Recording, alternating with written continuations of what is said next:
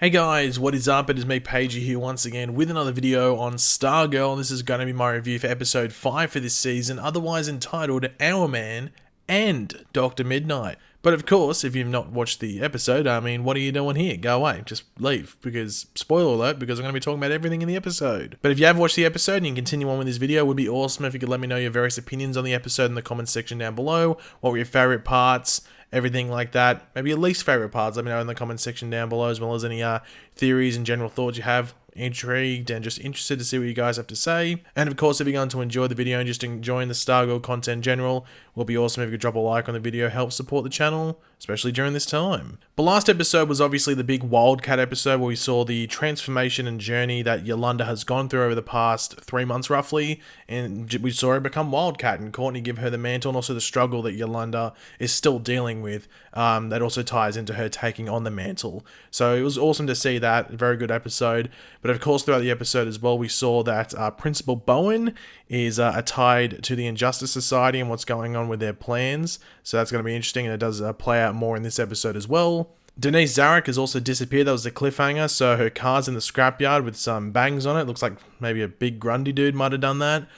So Pat's got his suspicions there, and he's going to be following through with that. And then, of course, we also had Beth finding out that Yolanda is Wildcat, and well, she can put two and two together, might I say, and she will know that Courtney is, of course, Stargirl, or at least the person with the flying stick, or flying glowing stick. But this episode, like the previous 3 episodes, starts with a flashback, but this time we're going back 9 years ago into, well, Blue Valley. We're not leaving the town, we're still in Blue Valley, but we get to see Rex Tyler, the original Hourman. Of course, he survived the night that we saw in the pod episode, where the fall of the JSA. He survived that night, and he's obviously been doing some research, which took him to Blue Valley. But we actually do see Hourman with some of this research that he would then, send on to Pat, which of course we saw in the pilot episodes, the stuff that Courtney finds. And then, of course, we saw another thing in episode 2 and 3 as well. That's, referenced back then. I'm sure we'll see it in later episodes as well. But they're on the run. They need to leave quickly. They're not going to take their son, though, who is, of course, Rick.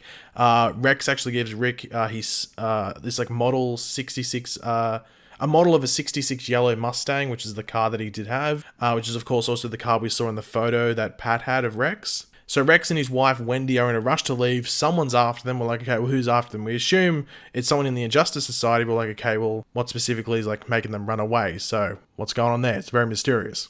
But we see that Rick is actually left with his uncle Matt, which I thought it might have been his brother, because we saw in the promo images, if you look at Matt, you go, okay, maybe he could just be 10 years older, especially in present day.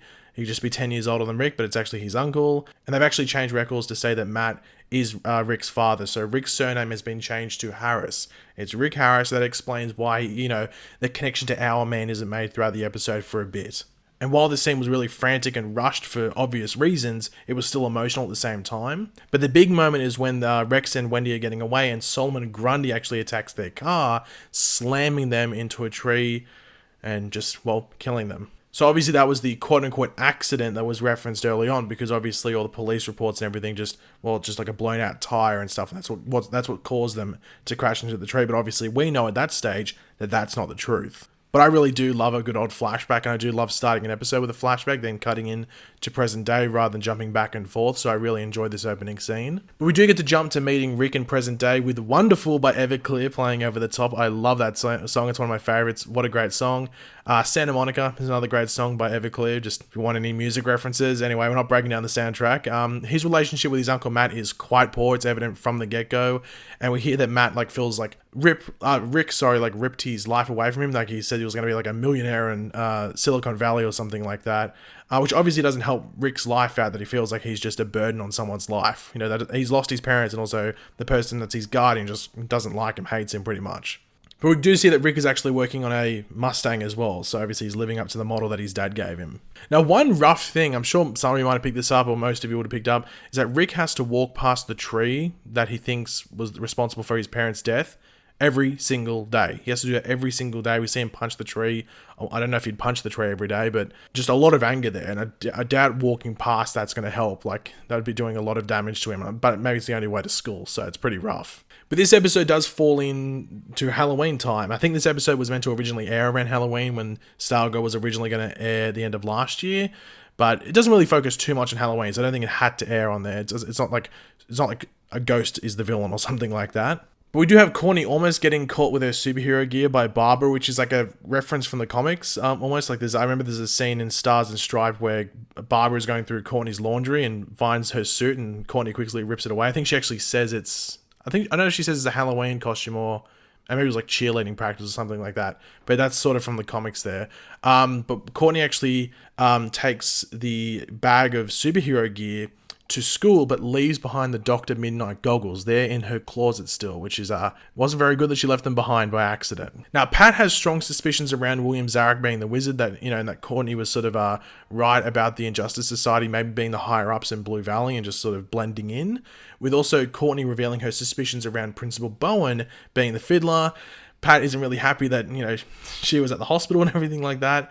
But Pat knows that isn't the case, that the fiddler was a man and he was Irish. So what's going on here? So I think we can assume that Principal Bowen was most likely the fiddler's wife.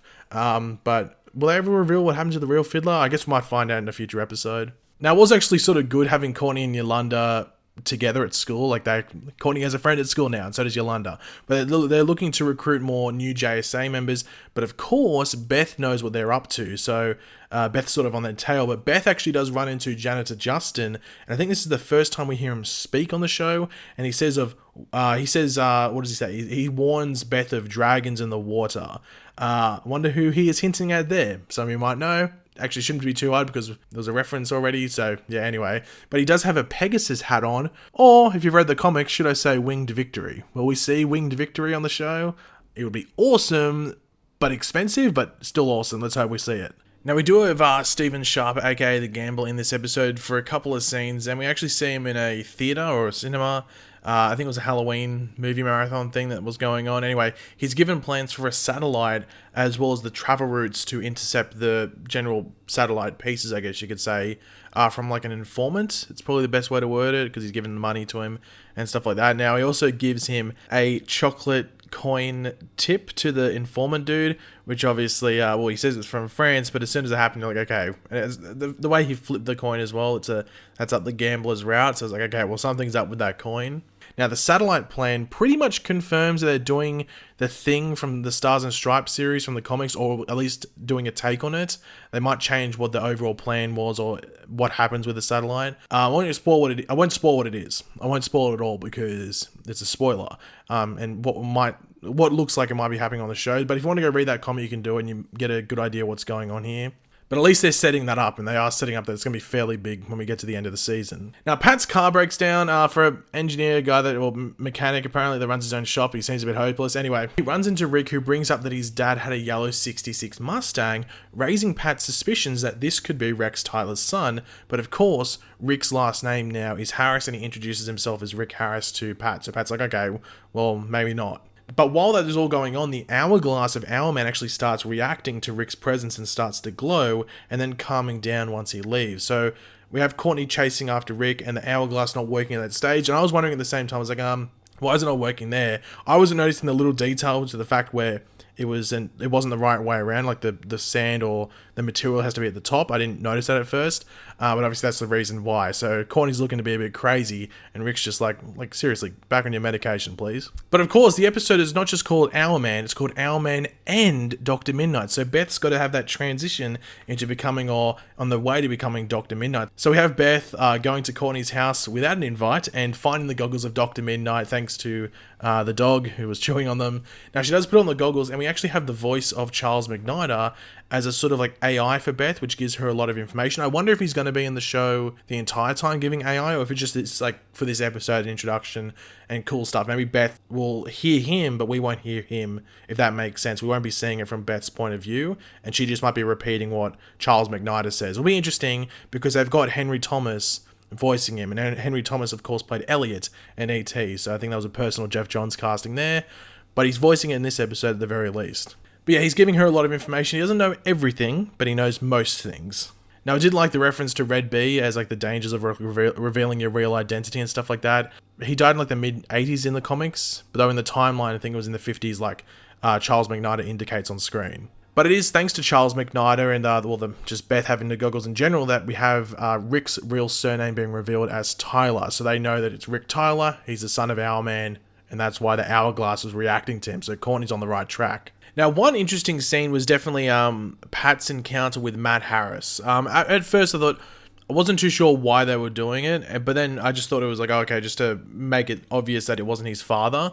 So obviously, Pat, when he meets Matt, Matt does not seem too fatherly in the slightest. But the main thing that gets Pat like go, oh, okay, well, this is a bit weird, is when Matt actually calls the Mustang that Rick's been working on a piece of junk, when Rick just before had told told Pat that his father used to have a Mustang. And we even see later in the episode that Pat's looking back at the photo of Rex and his Mustang, so Pat's putting it all together.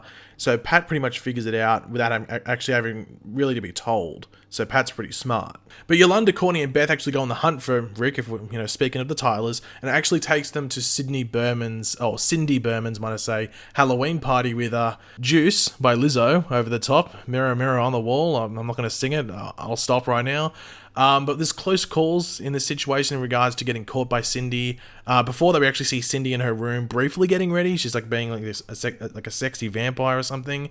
She actually has a black and white photo of her father.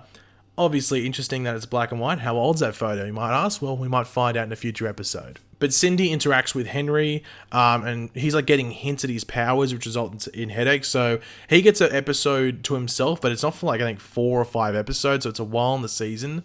So I think we might see him just develop those every episode or something like that. Maybe he might be able to start to move stuff with his mind or something along those lines. But he leaves the party due to Cindy, and Cindy's like, oh, don't leave. I've been an idiot. But when he's leaving, he actually hears Yolanda call him a jerk through her mind. She's just thinking it to herself, and he's able to hear that. So he might go a bit crazy, especially at like something like school. I can imagine like they're doing a test or something, and he's sitting there trying to do it, and he's just hearing everyone's answers.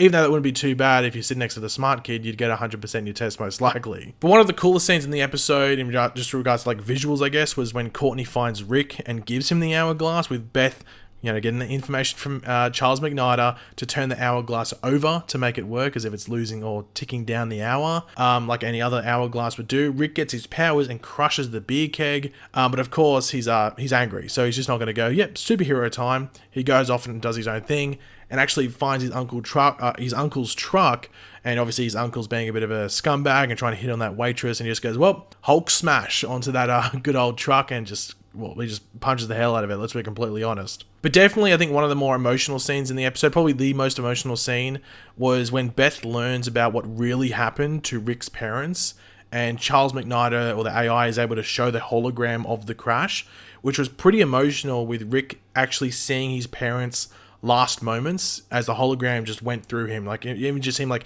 I think he even just like reaches out for his dad and his hand just goes through the hologram. I thought that was actually really tough. Like, this show is a lot of fun to watch, but when it has the emotional moments, it smacks you over the head with them. And this was one of those moments. Now, one of the big things that's mentioned is that Rick wants revenge. He doesn't want justice. Now, that's something that could be a big issue going forward. Obviously, it's only episode 5. I think we have 13 episodes this season, so there's a lot of room there for Rick to learn that revenge probably isn't the best way to go about things, or he might get revenge early on. Who knows? Maybe he might punch Solomon Grundy in the head and make it fly off. We don't know what's going to happen there. But it's obviously going to be an issue, and you can see that Courtney and the team sort of feel that. But the big end scene, I really love this end scene, by the way. Not because I don't think it's like action-packed or anything, but we have this truck delivering the satellite, or at least the parts, if you want to call it, that we saw earlier on the episode with the gambler in the cinema. We have this truck delivering the satellite pieces, and it's halted by a Blue Valley school bus in the road. And I was like, okay, what's happening here? Principal Bowen pops out with her fiddle or violin and hypnotizes one of the delivery guys. And that music that she's playing plays over the entire end scene that even leaves that area as well. Just that portion of the episode, which I thought was really great. But the gambler does show up and does reminds me of like Django Unchained, where like the gun pops out of the collar. But yeah, like I guess it's like a old Southern thing, and shoots the other delivery guy who couldn't be tempted by the violin. Hey, it's a very nice violin playing. It should be easy to be tempted by.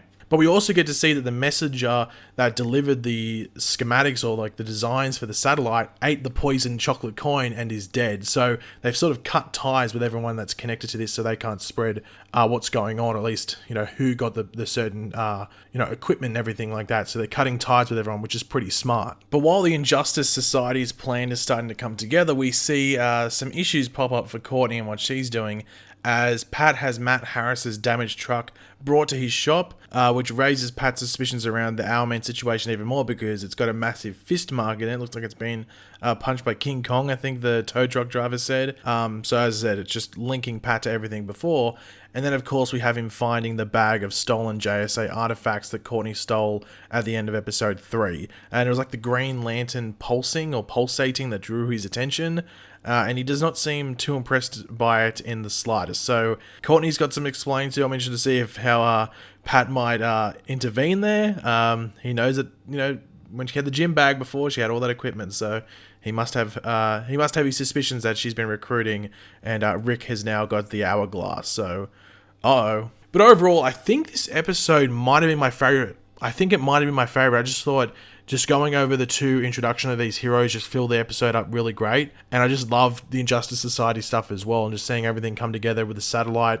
I think it's my favorite. Episode 3 was my favorite before, but I think this might have taken the #1 spot, which is a good sign. If it's getting better and better as we go along, that's a very good sign. I just really, really enjoyed the episode. Rick was obviously the MVP. I don't think you can take it away. Rick MVP, but I did love Beth in the episode as well. But obviously Beth doesn't have like a tragic backstory, so it's hard to really give her too much attention here, I think. And I think she's more like, that'll be explored more as she like properly becomes Dr. Mid-Nite in the episodes to come. But yeah, guys, thanks for watching. Hopefully you enjoyed the video. If you did, it'd be awesome if you could drop a like on it to show support. Let me know in the comment section down below your various opinions on this episode. What did you love? What did you hate? Let me know all of that in the comment section. And of course, if you are new to the channel, make sure to subscribe.